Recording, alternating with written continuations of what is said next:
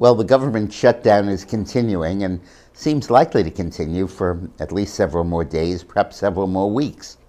And my reaction is, so what? Trump has effectively prepared for this shutdown methodically. You don't get credit for that, but it's methodical. He's passed 3/4 of the appropriations bills necessary to keep the government open.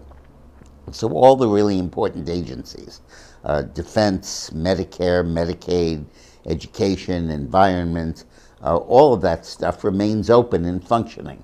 It's a few functions that don't, the passport office maybe, or the HUD, Housing and Urban Development, some of the non-emergency parts of the IRS, and those are closed. And there are 800,000 workers are not getting paid. Half of them have to work anyway. Half of them are not working and not paid. The half that have to work anyway will get paid when it's over. And so what? It's no vital services. It can remain closed for a while without really hurting the public. The media won't let it go because those 800,000 people largely work in the Washington, D.C. area. And that's where the media lives. That's where they operate. And they pay close attention to it. But for the rest of the country, it's a great big yawn. And people agree with Trump on immigration largely. They agree that we need a wall and that we need barriers of that sort. The immigrant caravans coming north make that very clear. And Trump can and should sit back and wait for that deal to be done.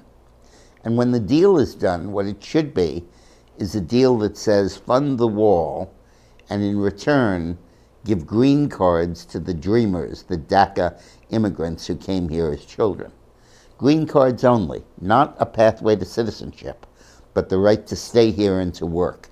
If they want to become citizens and voters, they got to go back to their native country and wait online and come back in. But if all they want to do is stay here and work and have jobs and be secure that they won't be deported, then let them stay and let them work, and they'll get green cards to permit them to do that. Really, there's a fault line within the Democratic Party. The Democrats want immigrants to vote, but not really to work, because when they work, they take jobs that could go to union members. So, but they do definitely want their votes. And by cutting the DACA deal that way, you make sure they're here to work, but you don't let them vote. And as far as Trump is concerned, that's a perfect deal. And the Democrats have no rationale for opposing it. These people are not lining up and braving border guards so they can come to the U.S. and vote. They're doing it so they can come here and work. And if they're allowed to work, that's just fine. So that's how I see the shutdown. You know, I wrote a book, self-published, that's available now on Amazon.com or on dickmorris.com called The 50 Shades of Politics.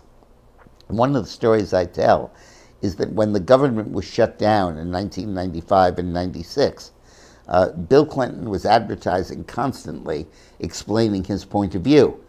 And the media never covered that he was paying for ads to do that. He was spending $10 million a week, and the media never covered that he was doing that. So he was changing public opinion, but nobody was noticing.